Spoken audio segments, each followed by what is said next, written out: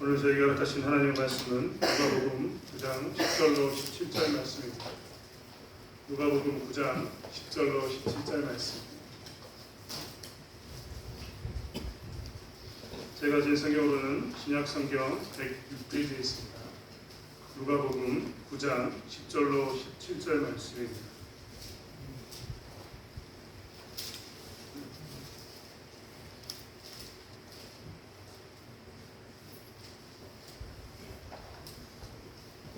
누가복음 9장 10절로 17절 말씀을 찾았으면 한 목소리로 함께 합독하겠습니다.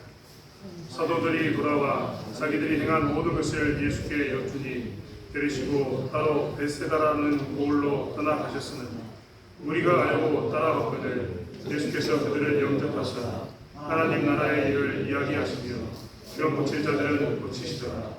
날이 저물어가매 12 사도가 나와 여짜오되 우리를 보내어 두루 마을과 촌으로 가서 유하며 먹을 것을 얻게 하소서. 우리가 있는 여기는 빈들이니이다.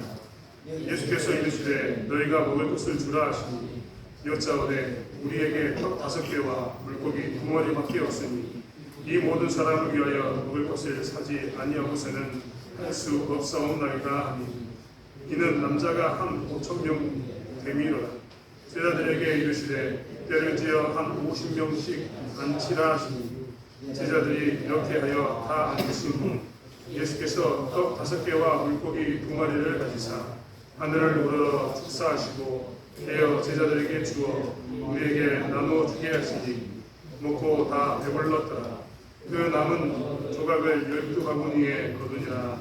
아멘. 명절을 맞이해서 대학을 방문하신 분들을 환영합니다. 부모님과 함께 예배드리는 것, 그리고 태천교회 출입함으로 인해서 어린 시절에 여러분의 신앙을 회복하시고 더욱더 믿음의 다른 박질 가운데 가는 여러분 되기를 원합니다. 명절임에도 불구하고 교회를 섬기기 위해서 애쓰시는 사랑하는 성도님들도 환영하고 축복합니다. 하나님 중심으로 살고자 하는 삶 가운데 하나님께서 결실을 주실 줄 믿습니다. 우리는 살아가면서 우리가 가지고 있는 권리에 대해서 많이 배웁니다. 사실 사람의 권리 중에 가장 기본적인 것은 자연권이라는 것이 있습니다. 자연권이라는 것은 무엇이냐면 사람이 태어나자마자 가지고 있는 권리를 말합니다. 이것은 누가 빼앗아갈 수 없는 절대적인 겁니다. 특별히 하나님이 인간에게 주어진 이 권리는 어떤 것도 빼앗아갈 수 없는데 그 중에 대표적인 게 행복을 추구할 수 있는 것, 자유를 누릴 수 있는 것, 이런 것들이 해당됩니다. 그래서 이런 권리는 어떤 사람도 이것을 침범할 수 없고 앗아갈 수 없습니다. 이런 권리들이 우리에게는 상당히 많이 있습니다. 반면에 이런 권리들, 태어나면서도 자연스럽게 가지고 있는 권리들이 있는가 하면 직무를 통해서 받는 권리들도 있습니다. 직무들이라는 것은 무엇이냐면 예를 들면 회사에 취업을 하게 되면 직급에 따른 직무가 있습니다. 그리고 그 직무에 따라서 무엇을 주냐 하면 어디까지 처리할 수 있는 이 권리의 한계를 주는데 그런 것은 우리는 권리라기보다는 권한이라고 이야기합니다. 그래서 사실 우리는 우리의 사람이 가지고 있는 권리 외에도 직분이 주는 권리 혹은 자리가 주는 권리가 있어서 그것들을 사용할 수 있는 한도가 있고 그것들을 사용함으로 해서 자기의 일들을 처리하게 됩니다. 우리는 이 땅에서 월권이라는 말을 듣게 됩니다. 월권이 무엇인가? 권리를 침범했다라는 말이 됩니다. 권리를 침범했다 이 말은 무엇이냐면 내가 행할 수 있는 권리를 그가 침범한 것을 이야기합니다. 원래는 이 사람이 옷을 입히는 사람이든 갓을 씌워주는 사람이든 그게 사실 우리에게 별로 중요하지 않은 것처럼 느껴지는데 어느 날 옷을 입히는 사람이 임금에 갓을 씌워줬습니다. 갓을 씌워줘야 되는 사람이 임금에 옷을 입혀줬습니다. 그러면 그때 무엇이 된다라고 이야기했냐면 월권이 생겼다라고 사람들은 이야기했습니다. 즉 갓을 씌우는 사람은 갓만 씌워야 되는데 옷을 입혔고 옷을 입히는 사람은 옷만 입혀야 되는데 갓까지 씌웠으니까 월권이다라고 사람들은 해석한 겁니다. 즉 직무를 권한을 침범했다라고 이야기합니다. 우리는 최근에도 선거를 통해서 우리 지방자치의 대표들을 뽑았습니다. 군수도 뽑았고 군의원도 뽑았습니다. 군수가 되면 군수로서 권한이 생기는데 그것은 무엇이냐면 인사권 같은 경우입니다. 그는 인사권을 자기 이군 안에서 마음대로 활용할 수 있습니다. 반면에 이제 군 의원들은 시민권을 통해서 감사권을 통해서 의원의 그 권리를 또 행하게 되겠죠. 이렇게 권한과 권한, 권리와 권리가 잘 물리면 어떻게 되느냐? 안정적인 사회, 이상적인 사회로 가게 됩니다. 반면에 권한과 권한이 꼬이기 시작하면, 권리와 권리가 꼬이기 시작하면 월권이 되기도 하고, 그 월권으로 인해서 서로 복잡한 관계가 되어서 모든 사회는 질서가 무너지고 그 조직 자체가 존속이 무너지는 경우도 많습니다. 사실 그렇기 때문에 어떤 자리든 간에 이 직분에 대한 권한과 권리, 이것에 대해서 속지하고 그만큼 일을 해야 되는 것이 마땅합니다. 교회에서도 마찬가지지요. 교회에서 우리에게 주어진 직분이 있다면 그 권한과 그 직분의 권리와 권한을 잘 활용해야지만 교회가 조직으로서 든든히 서게 되고 건강한 교회가 되는 겁니다. 그래서 사실 권한과 권리는 굉장히 중요합니다. 우리는 이 권한과 권리가 굉장히 중요한 것을 알고 있습니다. 그런데 그러면 우리의 권한과 권리는 어디까지일까? 이 부분에 대해서 우리는 다시 한번 생각해 보겠습니다. 사실 교회에 관한 이야기를 나눴는데 세상이 그렇게 권한과 권리를 가지고 있는 것처럼 교회도 권한과 권리가 분명히 있다는 겁니다. 아까 이야기했던 것처럼 목사는 목사의 권한과 권리가 있습니다. 집사님은 집사의 권한과 권리가 있죠. 산업도 마찬가지입니다. 권사님도 마찬가지입니다. 성도도 마찬가지입니다. 모든 사람들은 교회에 속하는 순간, 교회의 정식 회원이 되는 순간 무엇을 가지고 있느냐? 권한과 권리를 가지고 있습니다. 이것이 마땅한 바입니다. 하지만 어디까지가 우리가 해야 할 일인가? 이것이 항상 우리에게는 숙제가 됩니다. 예수님에게는 12제자라고 이야기하는, 특별히 예수님은 제자들이 많이 있었는데 그 중에 사도라고 이야기하는 12제자가 있었습니다. 이 12제자에게 지난 시간 우리가 봤던 누가복음 9장 1절부터의 말씀에는 뭐라고 이야기했냐면 이렇게 예수님께서 말씀하셨습니다. 예수께서 12제자를 불러 모으사 모든 귀신을 제어하며 병을 고치는 능력과 권위를 주시고 하나님의 나라를 전파하며 앓는 자를 고치게 하려고 내보내시며 라고 말입니다. 지금 예수님께서는 예수님의 그 사도라고 불리는 12제자에게도 권한과 권리를 주셨습니다. 그 권한 능력은 무엇이냐면 그가 해야 할 것은 무엇이냐면 하나님의 나라를 전파하고 앓는 자를 고치는 것을 행했어야 했습니다. 그래서 이 권한을 받았던, 이 능력을 받았던 제자들은 6절에 보면 제자들이 나가 각 마을에 두루다니며 곳곳에 복음을 전하며 병을 고치더라 라고 기록하고 있습니다. 즉 그들은 하나님의 나라에 대한 이 복음을 전파했고 예수님이 주셨던 그 능력을 가지고 무엇을 했냐면 병 고치는 일도 행하였습니다. 그들은 지금 그들의 권한, 즉 하나님 주신 권리 가운데서 그들의 그 권리의 그 한계를 분명히 하고 하나님의 나라와 병 고침을 행하고 오는 것입니다. 그리고 그들은 지금 어떻게 되었느냐? 오늘 본문에 읽었던 것처럼 10절에 사도들이 돌아와 자기들이 행한 모든 것을 예수께 여쭈니라고 이야기합니다. 사도들, 이 사도들은 자기의 권한을 가지고 와서 충분히 하나님 나라의 복음을 전했고 병 고치는 역사를 행하였습니다. 그리고 돌아왔습니다. 그리고 예수님께 그 모든 일을 이야기했다는 겁니다. 예수님께서는 그들에 대해서 잘못했다라고 이야기하지 않습니다. 오늘 성경은 아무 구절도 없는데 이 아무 구절이 없는 것은 부정적인 표현이기보다는 긍정적인 표현입니다. 잘했다는 표현이고 제자들이 그 역할을 잘 감당했음을 이야기합니다. 만약에 이 역할을 잘 감당하지 못했으면 예수님은 이야기했을 겁니다. 믿음이 적은 자들아 라고 이야기했을 겁니다. 그런데 그들은 아무튼 이렇게 보고했는데 예수님께서 아무 말씀도 하지 않는 가운데 그들의 하나님 나라에 대한 복음 선포와 병 고치는 일에 대해서 잘 하였음을 우리는 묵시적으로 보이진 않지만 알 수 있는 그러한 상황 가운데서 예수님과 옮겼다는 것을 알 수 있습니다. 예수님은 이제 제자들이 그렇게 사역을 잘 감당한 것을 알았기 때문에 어디로 옮겼느냐? 따로 베세다라는 고을로 떠나가셨습니다. 즉 이 지역에서 열심히 하나님 나라를 선포하고 병 고친 역사를 하고 난 후에 이제 제자들을 데리고 어떻게 되냐면 그 제자들과 함께 다른 지역으로 간 겁니다.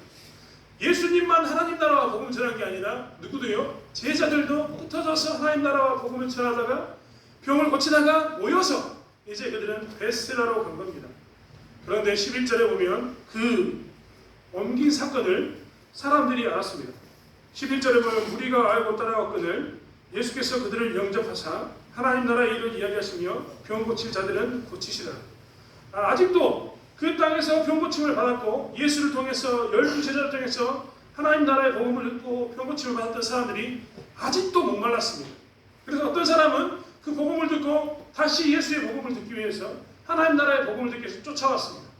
또 어떤 사람이 하나님 나라의 복음을 들었고 병 고침을 받았다라는 그 소식을 듣고 나 또한 하나님 나라의 복음을 복음을 듣고 병 고침을 낫고자 어떻게 했느냐, 멀리 따로 떠나 있던 그들을 쫓아서 거기까지 온 겁니다.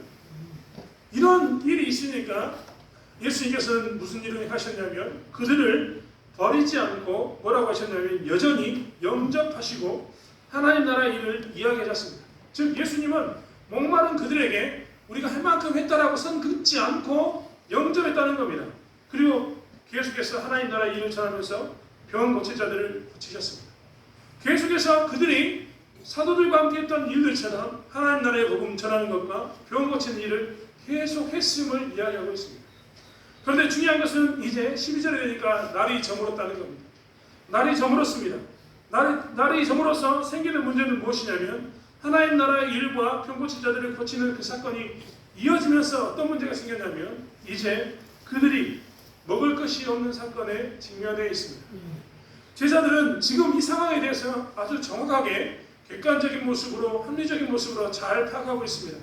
그들이 무엇이 부족한지에 대해서 지금 무엇이 문제인지에 대해서 그들은 너무나 잘 알고 있기 때문입니다. 그들은 그래서 예수님께 가서 이야기했습니다. 예수님, 여기에는 빈들이어서 먹을 것이 없습니다. 만약에 여기가 시장이라면, 여기가 번화가라면 우리가 이 사람들에게 시장통으로 가서 밥을 사 먹으라고 이야기하면 되는데 여기는 빈들입니다. 우리의 상황이 지금 이들에게는 음식을 먹일 수 없는 상황입니다 라고 이야기합니다. 그리고 또 이야기합니다. 예수님, 먹일 수 없는, 그들이 돈을 주고 사 먹을 수 없는 상황일 뿐만 아니라 우리 또한 물건을 많이 가져와서 떡을 많이 싸와서 음식이 많이 있어서 이들을 나눠줄 수 있는 여력이 없습니다. 이들은 5,000명입니다. 남자만 5,000명. 아내까지 포함한다면 10,000명이 되고 자식을 둘씩만 포함한다고 해도 20,000명이 되는 어마어마한 이 군중을 우리는 먹여 살릴 수가 없습니다. 그들을 위한 음식이 없습니다라고 사실대로 객관적으로 그들에게 예수님께 이야기를 합니다. 그리고 그들은 다시 한번 또다시 무엇을 이야기하냐면 예수님, 빈들이라는 상황과 그리고 우리가 먹을 것을 가져오지 않았던 상황 외에도 우리가 이것을 해결할 수 있는 능력 자체가 우리에게는 없습니다. 이 20,000명을 우리가 어떻게 감당하겠습니까? 능력이 있으면 우리가 감당하겠는데 우리는 그런 능력도 없습니다라고 그들은 무엇을 하느냐? 예수님께 객관적인 사실을 분명히 이야기합니다. 그리고 그 대안으로 뭘 이야기하냐면 이들을 마을로 초원으로 보내기를 원합니다라고 그 답을 제공하고 있습니다. 그런데 예수님께서는 예수님께서는 그 제자들에게 뭐라고 이야기하냐면 13절에 너희가 먹을 것을 주라라고 이야기하고 있습니다. 너희가 먹을 것을 주라. 분명히 자기들은 지금 상황이 빈들에 있는 거고 자기들은 음식을 가져오지 않았고 자기들은 음식을 만들거나 어떻게 할 수 있는 경제적인 능력도 없어서 능력 없는 것까지 다 이야기했음에도 불구하고 그리고 지금의 최상의 방법은 이 사람들을 빨리 마을로 돌려보내서 음식을 사서 먹게 하는 게 제일 좋습니다라고 이야기했음에도 불구하고 예수님은 뭐라고 이야기하냐면 너희들이 먹을 것을 주라라고 이야기합니다. 제자들의 입장에서는 사실 굉장히 답답했을 겁니다. 그들의 삶은 우리가 좀 전에 읽었던 것처럼 보았던 것처럼 그들의 삶은 예수님이 보내셨던 자리에서 열심히 하나님 일을 감당하고 있는 삶이었습니다. 9장 1절에서 봤던 것처럼 그들에게 뭘 명령했습니까? 하나님 나라의 복음을 전해라. 병을 고쳐라. 병 고치는 그 능력을 행해라라고 여겼을 때 예수님의 제자들은 그 말씀에 순종해서 정말 두루두루 돌아다니면서 하나님 나라의 복음을 전하고 병 고친 일을 행하고 왔습니다. 예수님도 아무 말 하지 않을 만큼 그들은 나름 썩 잘 그 일을 행하고 왔다는 겁니다. 그리고 거기서 끝났으면 좋았을 법도 했는데 그것을 쫓아왔던 사람들이 있었습니다. 솔직히 이 정도 되면 좀 짜증도 날 법하고 그만 오지라고 생각이 들 법도 한데 이 제자들은 예수님이 하시는 행동에 대해서 그대로 동참하면서 하나님 나라의 복음과 그 다음에 병 고친 일들을 계속해서 행했습니다. 이 정도 되면 예수님의 제자로서 그들은 그들의 권리와 권한, 소위 자기들이 할 수 있는 모든 것들을 충분히 행한 그들의 삶이었다는 겁니다. 그들 스스로가 나는 능력이 없습니다라고 고백했고 우리는 지금 이 상황에서 어떤 방법도 제시할 수 없고 오직 우리가 제시할 수 있는 유일한 방법은 마을로 가게 하는 게 유일합니다라고 이야기했는데 예수님은 그런 그들에게 열심히 자기의 권한을 잘 감당하고 있는 그들에게 뭐라고 이야기했냐면 너희가 먹을 것을 주라라고 이야기했다는 겁니다. 만약 제가 그 자리에 있었으면 저는 예수님께 고개를 들면서 이야기했을 것 같습니다. 어디까지 하라고 말입니까? 어디까지? 적당히 우리가 할 수 있는 데까지 해야지 어디까지 해야 됩니까? 내 능력의 한계는 분명히 우리는 여기까지인데 우리가 능력 없다고 예수님께 이야기하면서 내 능력이 있는 한도대로 최대한 다해서 당신을 향해서 우리의 가진 모든 것을 내려놓고 쫓았고 당신이 명령한 대로 우리는 지금 복음을 전했고 당신이 명령한 대로 병고침을 입었고 그들이 찾아왔는데 우리는 그들을 미워하지 않고 오히려 그들을 당신이 원하는 대로 쫓아가면서 열심히 동참했는데 어디까지 하라고 말합니다. 내 능력은 딱 여기까지인데 이상은 더 이상 할 수 없는데 그 이상하라고 이야기하면 나는 어떻게 하라는 겁니까? 나는 먹일 능력이 없어서 지금 대안으로 이들을 보내자고 이야기하는데 먹을 것을 주라고 이야기하면 내 손에 내 주머니에 아무것도 없는데 내가 어떻게 하라는 이야기입니까? 어디까지 섬겨야 됩니까? 라고 분명히 저 같았으면 이야기했을 것 같습니다. 그런데 예수님께서는 그들이 능력 없다고 이야기하고 빈들에 있다고 상황을 이야기하고 우리는 먹을 것이 없다라고 이야기했음에도 불구하고 뭐라고 얘기했냐? 너희가 먹을 것을 주라라고 이야기합니다. 이 정도 되면 하나님께서 왜 그럼 먹을 것을 주라고 했을까? 우리는 한번 좀 생각해 봐야 합니다. 왜 예수님께서는 오늘 이들에게 먹을 것을 주라라고 이야기했을까요? 아니 없는데 뭘 주라고 이야기합니까? 내놓을 게 있어야지 줄 것 아닙니까? 내놓을 게 없는데 주라고 하는 이유는 무엇이었을까? 우리는 이 문제를 다시 한번 생각해 보기로 합니다. 왜 우리가 여기까지 섬겨야 됩니까? 라고 했던 왜 먹을 것까지 줘야 합니까? 내 능력 바뀔 것까지 해놔야 합니까? 라고 했던 이 문제를 다시 한번 생각해 보자. 왜 예수님께서는 그들의 상황을 아심에도 불구하고 그들에게 먹을 것을 주라고 했을까? 우리는 사실 오병이의 기적을 볼 때마다 우리가 늘 꿈꿉니다. 하나님 우리에게도 오병이의 기적이 나타났으면 좋겠습니다. 나타나야죠. 오병이의 우리 교회도 나타나야 합니다. 그런데요, 정말 우리가 조심해야 될 게 하나 있습니다. 우리는 오병이어가 목적이 아닙니다. 우리가 원하는 것은 오병이어가 아니지 않습니까?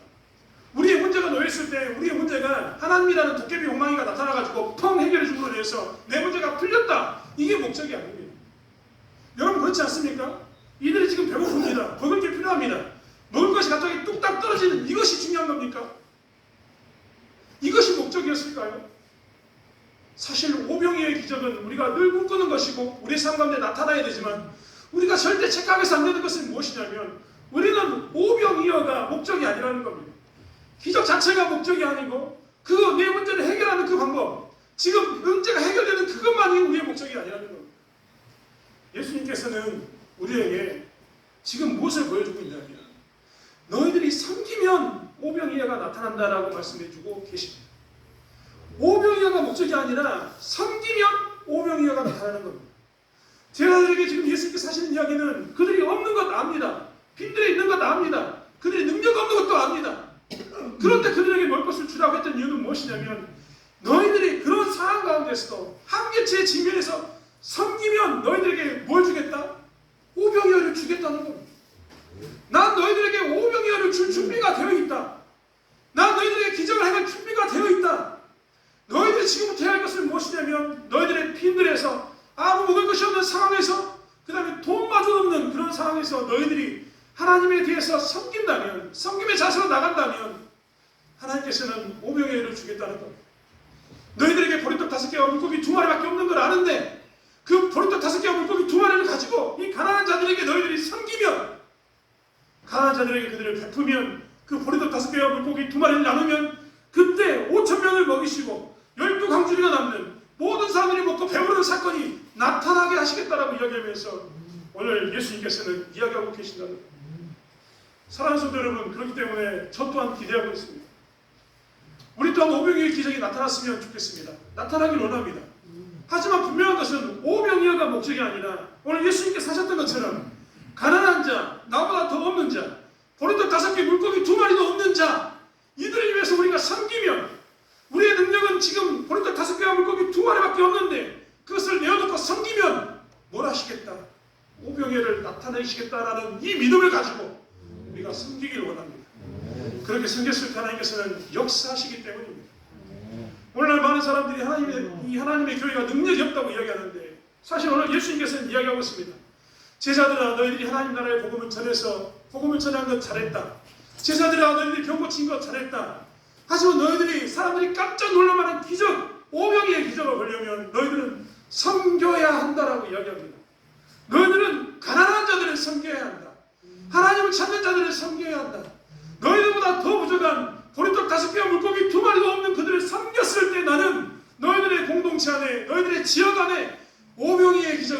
해야겠다라고 말씀하셨다는 겁니다. 사랑하는 성도 여러분, 그렇기 때문에 우리는 이 지역을 섬겨야 되고 하나님의 교회 백성들을 섬겨야 될 줄 믿습니다. 섬기면, 우리의 가진 것을 다해서 섬기면 그때 우리는 기적을 보게 되고, 우리만 기적을 보는 게 아니라 함께 있던 모든 사람들이 먹고 다 배부르고 12강줄기가 남는 그 기적을 경험하게 될 거라는 겁니다. 예수님께서는 그것을 아셨기 때문에 제자들에게 무엇을 하라고 했냐면 너희가 먹을 것을 주라라고 이야기합니다. 가진 건 아무것도 없는데, 포도주 5개와 물고기 2마리밖에 없는데 그래도 그것을 가지고 너희가 주라.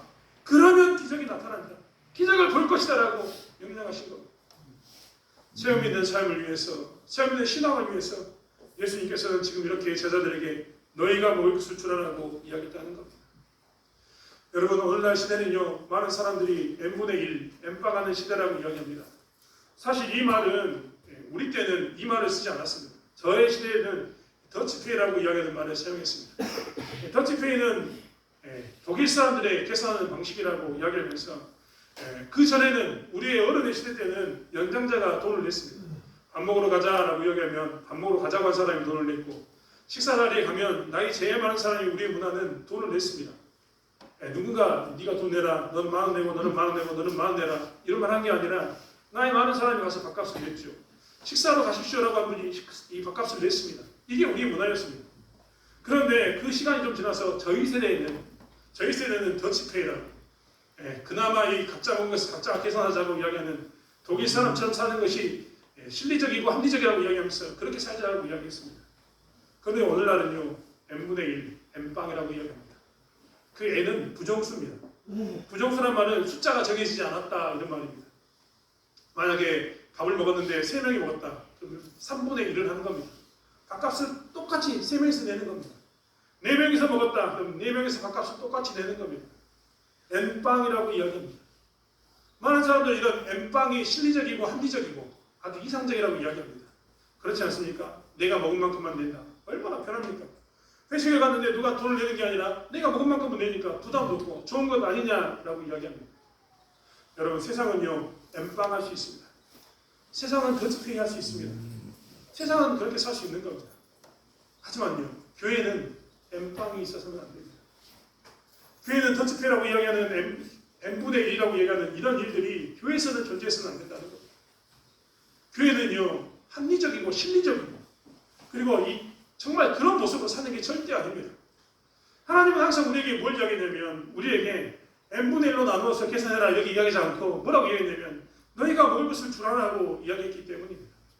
세상은 그렇게 살아도 하등의 문제가 없을지 모르지만 교회는 우리가 먹을 것을 주어야지 그들에게 n분의 1로 나누어서 네가 먹을 것을 가져와라 이야기하고 돈을 내라고 이야기하는 것은 교회가 있을 수 없는 일이라는 겁니다. 많은 사람들이 이렇게 자기의 역할만을 하면 좋을 거라고 이야기하지만 교회는 그렇지 않습니다. 교회는 전적으로 섬기는 것, 헌신하면서 섬기는 것을 요구합니다. 그리고 그랬을 때 기적이 나타난다고 이야기합니다. 그것을 통해서 그들의 피와 살을 빼먹겠다 이런 말이 아니라 그것을 통해서 기적이 나타난다고 이야기하고 그것을 통해서 하나님을 경험하게 된다라고 이야기하고 있다는 겁니다. 그렇기 때문에 교회는 무엇을 해야 되냐면 헌신하고 섬기는 일 가운데 서야 되는 것을 보게 됩니다. 여러분, 그렇지 않습니까? 개인적으로 우리가 이 교회의 성도를 섬기고 개인적으로 우리 주변에 있는 사람을 섬기는 것 외에도 교회도 마찬가지입니다. 교회가 지역사회를 섬기지 않으면요, 아무런 의미가 없습니다. 교회가 우리가 속한 이 교회 지역사회를 섬기지 않으면 무슨 의미가 있겠습니까? 지역에 있는 아이들은 힘들어서 죽겠다고 이야기하는데 우리가 나 몰라라는 게 말이 되겠습니까? 지역에 있는 어른들은 아파서 골골골 하면서 그들이 코로나나 혹은 다른 질병 가운데서 아파했는데 우리가 모른 척하고 있으면 그게 말이 되겠습니까? 교회는 절대로 그래서는 되지 않습니다. 오히려 교회는 그런 사람을 볼 때마다 어떻게 되면 오늘 예수께서 너희가 먹을 것을 주라라고 이야기했던 것처럼 그 말에 순종하여서 섬기는 자리에 나가야 될 줄 믿습니다. 아니, 그거는 우리 교회 다니는 사람도 아니고 나하고 혈연관계도 아닌데 내가 왜 좋아야 합니까? 이런 말은 사실 우리에게 통용되지 않습니다. 청소년들에 대해서도 마찬가지입니다. 고3 수능 시험이 끝나고 나면 진짜 그래서는 안 되는데 아이들이 극단적인 선택을 할 때가 있습니다. 그럴 때마다 항상 기도하는 것은 무엇이냐면 하나님, 제가 섬기고 있는 지역에는 그런 일이 없도록 해주십시오라고 기도하고 살았습니다. 아니 사실 교회는 그렇게 살아야 합니다. 혹여라도 그런 마음을 가진 아이들이 있다면 우리에게 보내주십시오. 우리가 그들을 돌보고 우리가 그들을 사랑해서 그런 마음 갖지 않다면 우리가 섬기겠습니다라고 고백해야 되는 것이 어디냐면 교회입니다. 남들은 아이고 나머지 자식이 그랬다네 이렇게 여길지 모르지만 교회는 그것에 대해서 가슴 아파하면서 눈물을 흘리면서 우리 지역에 이런 일이 생기다니 우리가 정말 그 지역을 잘못 섬겼구나라는 이 고백 가운데서 무엇을 해야 되냐면 다시 한번 지역을 살펴보고 돌봐야 되는 것이 교회라는 것. 사랑하는 성도 여러분, 그렇기 때문에 우리는 전적으로 섬겨야 합니다. 교회의 성도를 섬기는 것을 떠나서 우리는 이 지역을 섬겨야 되는 줄 믿습니다. 가끔은 왜 우리는 n분의 1 하면 안 됩니까? n빵 하면 안 됩니까? 라고 하는 사람도 있습니다. 여러분 이번 명절에도 가족들을 만나셨겠지만 가족들끼리 모여가지고 n분의 1 하셨습니까? 물론 무엇을 준비하는 데 있어서는 좀 더 빨리 준비하기 위해서 n분의 1을 할 수 있겠습니다. 너는 이거 되라, 너는 이거 되라, 너는 이거 되라 라고 이야기할 수 있습니다. 하지만 음식을 먹으면서 나는 이거 해왔으니까 내가 이거 먹겠다. 너는 그거 해왔으니까 너는 그것만 먹어라. 이랬습니까? 가족끼리는 절대 그럴 수가 없습니다. 한 지체라면 한 가족이라면 절대 그럴 수가 없는 겁니다.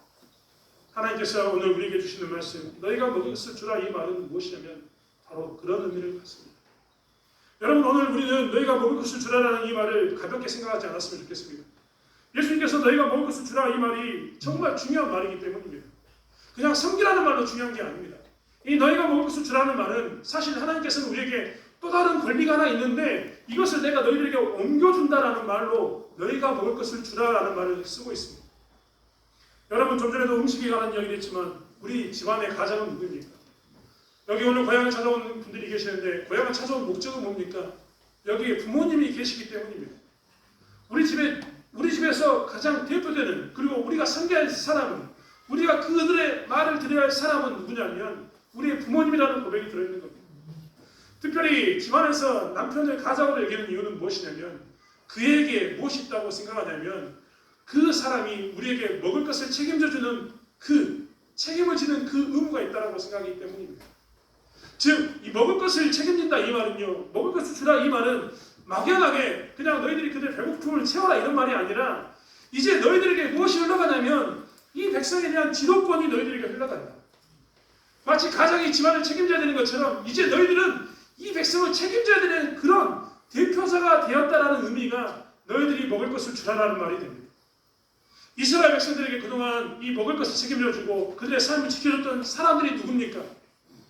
바리새인과 서기관들과 사두개인들이었습니다. 그동안 이스라엘 사람들의 지도자는 이 바리새인, 서기관, 사두개인 이런 사람이었고 오늘 우리 본문에 이전에 있었던 헤로드 왕 같은 이런 사람들이었습니다. 그런데 예수님께서는 오늘 무엇을 이야기하냐면 이제 이 배고픈 백성에게 너희들이 먹을 것을 주라라고 이야기합니다. 앞으로 이 백성을 책임져야 될 사람은 더 이상 바리새인이 아니고 더 이상 사두개인이 아니고 더 이상 헤롯 왕이 아니라 이제 누가 되었다? 제자인 너희들이 되었다라고 예수님께서 그 권한을 넘겨주신 겁니다. 앞으로 이 백성은 누가 책임져야 되느냐? 이제 너희들이 책임져야 되고 너희들이 돌봐야 된다라고 이야기한 겁니다. 이 먹을 것을 주라 이 말은 바로 그런 의미가 들어있습니다. 그래서 예수님을 믿는 공동체는요 항상 먹을 것을 주는 일, 그들의 삶을 책임져주는 일을 항상 감당했습니다. 사도행전 4장 35절에 보면 사도들 가운데 복음을 전했을 때 초대교회에 많은 사람들이 교회로 오게 됩니다. 그때 사도행전 4장 35절에 보면 뭐라고 나오냐면 사도들 발 앞에 두매 그들이 각 사람의 필요를 따라 나누어 줍니다 라고 이야기합니다. 이들은 이제 무엇을 했냐면 드디어 하나님의 교회로서 자기들이 맡은 권리 가운데서 먹을 것을 나누어주는 역할을 했습니다. 그들의 필요를 채워주는, 그들을 보호하는, 그들의 피난처가 되는 하나님의 대리자로서, 예수님의 대리자로서 그들의 권한을 비로소 행사하게 된 겁니다. 이랬을 때 뭐가 되느냐? 진정한 교회 공동체가 되는 겁니다. 사도행전 6장을 우리가 너무 잘 알고 있는데요. 사도행전 6장에 가면 일꾼을 선택하는 일이 나옵니다. 그때도 우리는 히브리파, 헬라파 과부들이 싸우는 것만 생각하지만 사실 그렇지 않습니다. 그들에게 뭐랍니까? 구제에서 대해서 구제, 그들의 삶을 보호해주는 것, 그들의 삶을 책임져주는 것에 문제가 생겼습니다. 그래서 누구를 뽑았습니까? 7명의 이 일꾼들을, 집사들을 뽑았습니다. 즉 7명의 집사를 통해서 이제 무엇을 하냐면 그들의 먹을 것을 책임져주는, 그들의 삶을 책임져주는 그 지도권을 그들이 어떻게 했냐면 가지고 살았던 겁니다. 즉 오늘 우리에게 주시는 말씀, 먹을 것을 주라는 이 말씀에는 또 다른 의미가 있었는데 그것은 무엇이냐면 이제 너희들이 이 백성을 책임지라라는 말이 됩니다. 이 백성의 보호자는 이제 누가 되냐면 너희들이 된다라는 의미가 된다는 겁니다. 그렇기 때문에 말씀 나눴던 것처럼 우리는 예수 그리스도의 대리자가 되어서 이 땅을 책임지는 그런 삶을 살아가는 것이 우리의 모습인 것을 보게 됩니다. 오병이어의 기적을 볼 때마다 그렇기 때문에 우리는 오병이어를 볼 게 아니라 우리는 누구를 섬겨야 하는가? 우리는 누구를 책임져야 하는가? 우리는 도대체 어디까지 그들을 책임져야 되냐라고 이야기하는 게 아니라 우리는 우리의 능력을 다해서 그들을 책임짐으로 해서 하나님이 기적이 나타나게 하는 그 사건을 일으키는 그 역할을 위해서 부름받았다는 것을 고백하면서 우리에게도 그 섬김의 오병이어가 나타나게 해달라고 기도해야 되는 줄 믿습니다. 사랑하는 성도 여러분, 다시 한번 대참교회가 그런 모습 가운데 서기를 원합니다. 예수 믿는 사람이 그런 모습 가운데 서기를 원합니다. 내가 속한 지역을 책임지고 내가 속한 회사를 책임지고 내가 속한 기업을 책임질 수 있는 그런 삶을 살기를 원합니다. 내가 영적으로 하나님께 주신 이 권리를 맡아서 그것을 향해서 다른 박질하고 섬기는 그러한 삶을 살기 원합니다. 그래서 그 땅에서 정말 이전에 볼 수 없는 기적과 그 땅에서 이전에 볼 수 없는 먹고 배부르는 사건들, 남는 사건이 나타나는 그러한 기적의 주인공이 우리가 되기를 원합니다. 다시 한번 우리가 오늘 오병이어 기적을 통해서 생각해 봤으면 좋겠습니다. 우리는 왜 그들을 섬겨야 되는가? 우리는 왜 백성이 먹는 일까지 우리가 책임져야 되는가? 그리고 우리는 오병이어를 통해서 무엇을 하려고 하는가? 우리가 다시 한번 생각해 보기를 원합니다. 그리고 다시 한번 오병이어가 목적이 아닌 섬기는 일이 목적이 되어서 기적을 나타내는 삶을 살아가는 저와 여러분이 되길 원합니다. 기도하겠습니다. 하나님, 우리에게도 오병이어가 나타났으면 좋겠습니다.